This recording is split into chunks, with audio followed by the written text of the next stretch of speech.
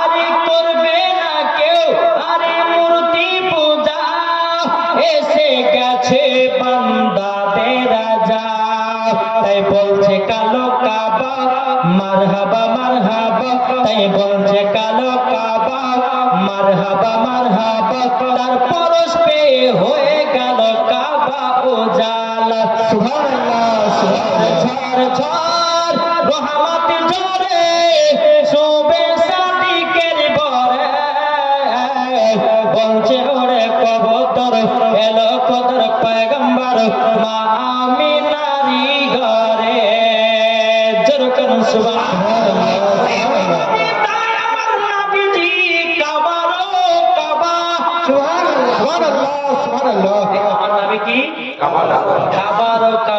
চলুন বাবাজি একটা দলিন্দি এ সোনা মানিকেরও আমি মুস্তাফা হযরত বেলাল রাদিয়াল্লাহু তাআলা কে বলতেছে, বলে বেলাল চলো চলো চলো কাবা শরীফের ছাদের উপরে প্রথম আযানের ধ্বনি হবে। এ সোনা মানিকেরা ও বাবাজি মুসলমান ভাইরা আমার, নবী মুস্তাফা যখন হযরত বেলালকে বলা হলো, বেলাল রাদিয়াল্লাহু তাআলা বাবাজি নবীদের সঙ্গে টুক করে যখন বাবা কাবাতে গেলেন, যাওয়ার পরে আমার নবীজি বলতেছে, বলা ওগো বেলাল বেলাল কাবা শরীফের ছাদের উপরে উঠে যাও। কাবা শরীফের ছাদের উপরে উঠলো, ওঠার পর আমার নবী বলছে, বেলাল আযান দাও।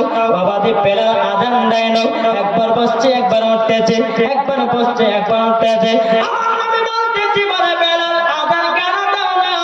বেলাল রাদিয়াল্লাহু তাআলা বলছে, বলে নবী গো আমি যখন আযান দিতাম মসজিদে নববীতে, ও গো দয়াল নবীজি আমি কাবার দিকে মুখ করে আযানটা দিতাম, কিন্তু নবী গো আজকে তো কাবা শরীফের ছাদের উপরে, ও গো নবীজি কোন দিকে মুখ করে আযান দেব আমি বেলাল ধরে পাই না। সুবহানাল্লাহ। আমি বলতেছি, বলে বেলাল তুমি আমার দিকে মুখ করে আযানটা দাও। সুবহানাল্লাহ সুবহানাল্লাহ। নবীজি বলছে, বেলাল তুমি কি জানো না জানো না আমি হলাম কাবার কাবা। নারে তাকবীর, নারে রিসালাত, নারে হায়দারি, নারে গাউস, নারে তাকবীর, নারে রিসালাত। সুবহানাল্লাহ। এ বাবাজি মুসলমান ভাইরা ও আমার সোনা মানিকেরা, তাহলে বাবাজি বোঝা গেল আমার নবীজি কাবার কাবা। সুবহানাল্লাহ সুবহানাল্লাহ। ঠিক না? চলুন তাহলে এই নবীকে মোহাব্বত করতে হবে কি হবে না? জি কে কে মোহাব্বত করবে একবার হাত তুলে সবাই দেখান তো বাবা। ইনশাআল্লাহ আলহামদুলিল্লাহ হাতগুলো দেখতে এত সুন্দর। আল্লাহ যারা যারা হাত তুলেছে আল্লাহ সকলের হাতকে কবুল করুন। আমিন আমিন সুবহান আমিন। বিরাদর ইসলাম মুআদ্দাস জামানি کرام চলুন বাবা, অন্ধকার কবরে সবাইকে একদিন যেতে হবে। বড়লোক বাদশা এমএলএ মন্ত্রী প্রধানমন্ত্রী মুখ্যমন্ত্রী সবাইকে যেতে হবে। তোমার দোস্তারা পাঁচতারা বাড়ি থাকবে না কেন সবাইকে একটা জায়গায় যেতে হবে, সেটার নাম হলো বাবা কবর। কি গো ঠিক না বাবাজি মুসলমান? এ সোনা মানিকেরও বাবাজি একজন আল্লাহর নেক বান্দা ছিল, তার নাম হলো বাবাজি আব্দুর রহমান। কি নাম বললাম? আব্দুর রহমান আল্লাহ ওয়ালা ব্যক্তি ছিল বাবা। আর এই আব্দুর রহমানের একটা বন্ধু ছিল, তার নাম হচ্ছে বন্ধু আজিজ। কি বললাম? দেখবেন কারোর নাম নমাজি নাম রাখে কে রাখে না? দেখবেন কিছু কিছু মানুষ নাম রাখে নমাজি, এক একটা নমাজও পড়েন নাম রেখেছে নমাজি। কার নাম হচ্ছে আতর আলী, গা দিয়া বকনা বড় নাম রেখেছে আতর আলী। কি গো কালকে বাবা যে আপনার এই মোড়া ছিলাম আমি, হ্যাঁ তো বেরাদ ইসলাম ওখানে একজনা টাকা আদায় দান করবে, তো হুজুর আমি 10,000 টাকা দিলাম। তার নাম কি? বলছে আমার নাম ইমাম।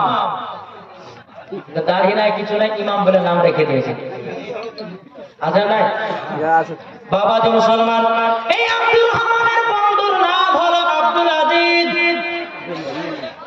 আব্দুর রহমান বলতে তাকে বলে ওগো আব্দুল আজিজ ভাই তুমি তো নামাজ রোজা কিছুই করো না, গুনার কাজে লিপ্ত থাকো।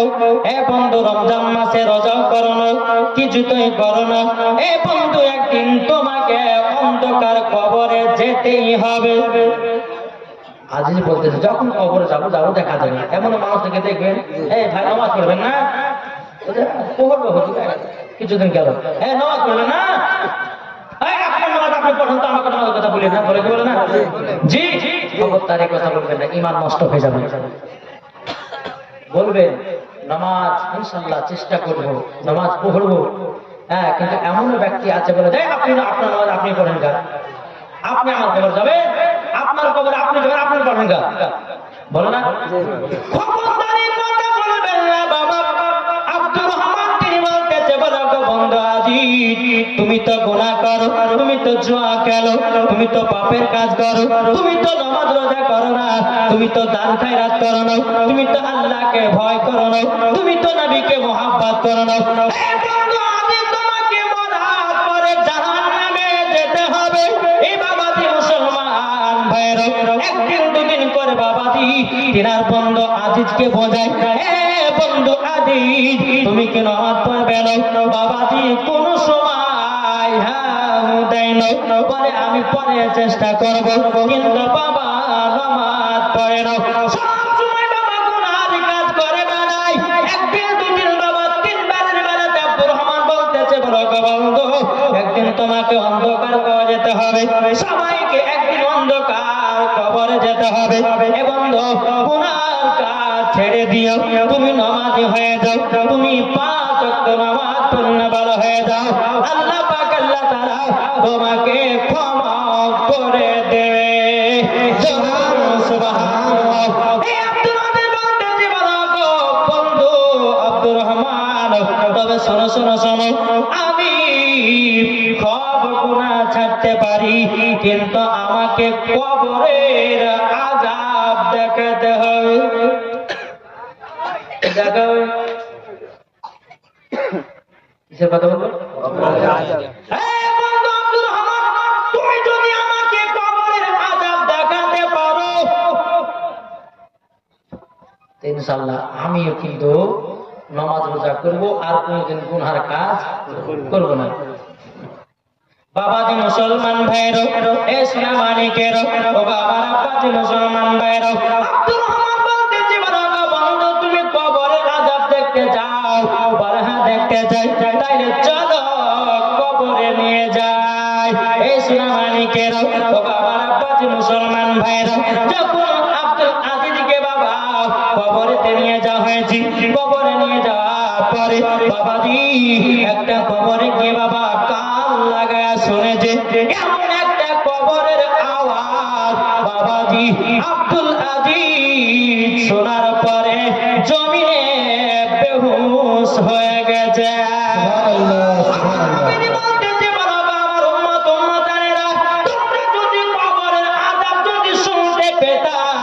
শোনা মাত্রই তোমরা বেহুশ হয়ে যেতা। কবরের আযাব এত ভয়ঙ্কর আযাব।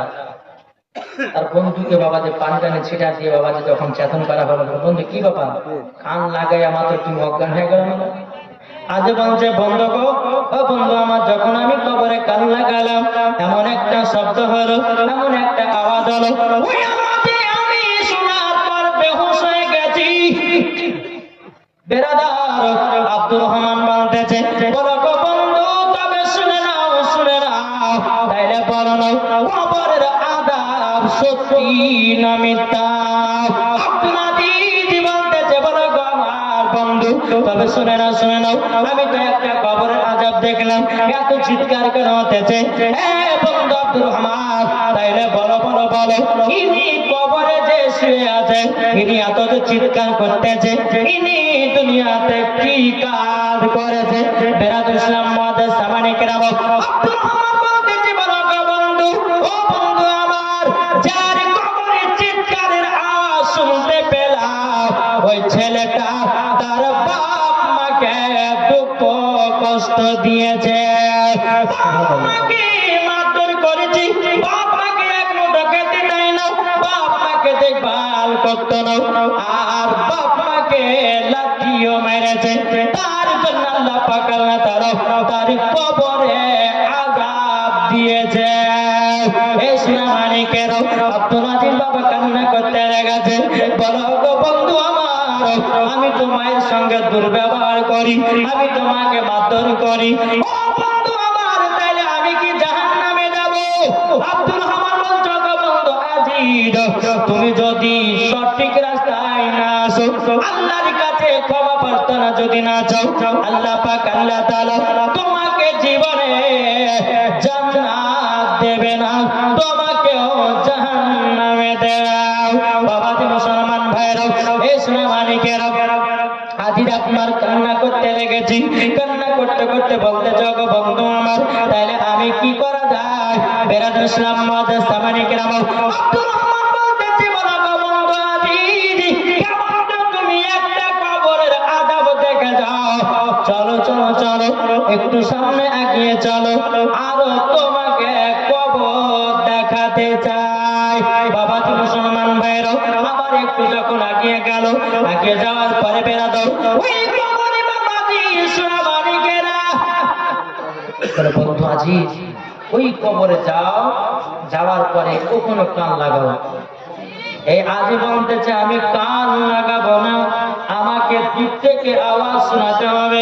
বাবাজি মুসলমান ভাইরা, এ সোনা মানিকেরা, যখন বাবা আব্দুর রহমান তিনি বাবাজি কবরে একটা বাড়ি দিয়েছে রে বাবা, বাড়ি দেওয়ার পরে যিনি কবর শুয়েছিল এমন ভাবে বাবা চিৎকার মারতেছে রে বাবা, আপনার কিনা আব্দুল আজিজ বলতেছে, বলো গো বন্ধু বন্ধু, এই কবরে এত আওয়াজ কেন, এত আওয়াজ কেন? তখন বলতেছে আব্দুল রহমান বলতেছে, বলো বন্ধু গো, তুমি শুনে রেখে দাও, শুনে রেখে দাও, বলে কি, বলে যে কবরের আওয়াজটা তুমি শুনতে পেয়েছো, এই ব্যক্তি এমন একজন ব্যক্তি ছিল, সে হলো মুনাফিক, সে হলো চুগলখড়ি, সে হলো জিনাকারী, তার জন্য কবরে এত আযাব। সুবহানাল্লাহ সুবহানাল্লাহ। সোনা মানিকের এই বাবাজি মুসলমান ভাইরা, যখন বাবাজি কথা বলা, বাবাজি আব্দুল আজিজ বলতে, বলো গো বন্ধু আমার, তবে শুনে না, শুনে না, তোমাকে একটা কথা বলতে চাই গো বন্ধু, আমিও তো এই রকম গুনার কাজ করেছি, আমিও তো পাপের কাজ করেছি, আল্লাহ কি আমাকে ক্ষমা করবে না? আব্দুল রহমান বলতেছে, বন্ধু গো, আমার আল্লাহ পাক আল্লাহ তাআলা হলো দয়ালু, আল্লাহর কাছে তুমি যখনই ক্ষমা চাইবা, আল্লাহ তোমাকে ক্ষমা করে দেবে। নারে তাকবীর, নারে তাকবীর, নারে ইসলাম, নারে ইসলাম, নারে হায়দারি। বাবাজি মুসলমান ভাইরা, এ সোনা মানিকেরা, যখন আমি কথা বলা, এই যুবক ভাইরা আপনাদেরকে বলতে চাই রে ভাই, একদিন সবাইকে অন্ধকার কবরে যেতে হবে। অনেকে মানুষ হয়তো গুনার কাজ করেছেন, তার জন্য মসজিদে নামাজ পড়তে যান না। আমার আল্লাহ বলছে, বান্দারে তুই যতই গুনাহ করিস না কেন, আমার কাছে আয়, তওবা ইস্তেগফার পড়ে নে। আল্লাহ বলতেছে, ওই বান্দার যদি পাহাড়ের মতো যদি গুনাহ থাকে, আল্লাহ বলে ওই বান্দার গুনাহকে আল্লাহ মাফ করে দেবে। সুবহানাল্লাহ সুবহানাল্লাহ। যুবকেরা, এ সোনা মানিকেরা, যখন বাবা দিয়ে কথা বলো, বলার পরে আমি বলতেছে, বন্ধু আমার, আমিও তো জিনার কাজে লিপ্ত ছিলাম, আমিও তো গুনার কাজে লিপ্ত ছিলাম, আল্লাহ পাক আল্লাহ তাআলা কি আমাকে ক্ষমা করবে না? আব্দুর রহমান বলছে, বন্ধু, এ বন্ধু আমার, তবে শোনো গো শোনো, আল্লাহর কাছে যদি ক্ষমা প্রার্থনা চাও, আল্লাহ তোমাকে ক্ষমা করে দিতে পারে। সুবহানাল্লাহ সুবহানাল্লাহ। যখন এই কথা বলা, আব্দুল আজিজ বাবা কবরে আযাব দেখার পরে চোখ দিয়ে পানি ঝরঝর করে ফেলতে যাওয়া, ও গো বন্ধু আমার, ও বন্ধু আমার, আমি আর গুনার কাজ করব না, আমি আর আপনার কিনা খারাপের কাজ যাব না, আমি নামাজ রোজা ছাড়ব না, ও বন্ধু গো, আমি এখন খোদার কাছে তওবা বিল্লাহ করতে যাও। আব্দুর রহমান বলছে, গো বন্ধু, আর চলো কবরের আযাব তোমাকে দেখাতে চাই, কবরের আযাব তোমাকে দেখাতে চাই। আবার যখন বাবা সম্মুখে আগিয়ে গেল। আগে যাওয়ার পরে বাবাজি একটা কবর বাবা গর্ত হয়ে গেছে। আব্দুর রহমান বলতেছে, বন্ধু আজিজ, ওই কবরটারে দেখতে গর্ত হয়ে গেছে, এর মানেটা কি জানো? আজ বলছে, বন্ধু আমি তো জানি না। ও বন্ধু, এই ব্যক্তি যে কবরে শুয়ে আছে, এই দুনিয়াতে মদ পান করতো, এই দুনিয়াতে গাঁজা খেত, এই দুনিয়াতে মিথ্যাবাদী ছিল, তারই জন্যে তার কবরে একটা জান্নাত পাঠানো হয় আল্লাহ তরফ থেকে। ওই জানোয়ারের শরীরটা বাবাজি, আপনার শরীরটা ঝিলমিল ঝিলমিল করবে, তার মুখটা বাবা আপনার এমন একটা সূচল হবে বাবাজি, যেখানে আপনার কামড় দেবে সেই জায়গা গর্ত করে দেবে। সুবহানাল্লাহ, সুবহানাল্লাহ। বাবাজি মুসলমান ভাইরা, ইসলাম আলাইকেরা, যখন বাবাজি কথা বলার পরে আজ বলতেছে, বল বন্ধু গো, আমিও তো মদ পান করতাম, আমিও তো গাঁজা পান করতাম। ও বন্ধু, তাইলে আল্লাহ আমাকে ক্ষমা করবে না, আল্লাহ আমাকে মাফ করবে না, মাফ করবে না। যখন বাবাজি এই কথা বলার পরে আজ বলতেছে, বন্ধু গো, আমি আর কবরের আযাব দেখতে চাই না, আমি সহ্য করতে পারি না গো বন্ধু, আমাকে নিয়ে চলো, আল্লাহর কাছে আমি ক্ষমা প্রার্থনা চাইব, আমি আর জীবনে গুনাহ করব না। জোরে বলুন সুবহানাল্লাহ। বাবাজি, সমস্ত যুবকেরা বাবা আছে রে বাবা, এখন হয়েছে ফ্রি ফায়ারের বন্ধু, পাবজির বন্ধু। কি গো, ঠিক না? শোনো, আসল বন্ধুকে নকল বন্ধুকে একটু চিনে যাও, ঠিক না? অবশ্যই। আসল বন্ধু হলো তারা যারা নামাজের কথা বলবে, যারা রোজার কথা বলবে। ও ভাই, যে বন্ধুতে বলবে বন্ধু চলো নামাজ পড়তে যাই, যে বন্ধুতে বলবে বন্ধু চলো কোরআন পড়তে যাই, যে বন্ধুতে বলবে বন্ধু চলো আমরা জলসা করতে যাই, যে বন্ধুতে বলবে বন্ধু চলো রোজা করতে যাই, যে বন্ধুতে বলবে বন্ধু চলো আমরা ভালো ইবাদত করতে যাই, ওটাই হলো আপনার আসল বন্ধু। সুবহানাল্লাহ, সুবহানাল্লাহ। কি গো ভাই, কোনটা আসল বন্ধু?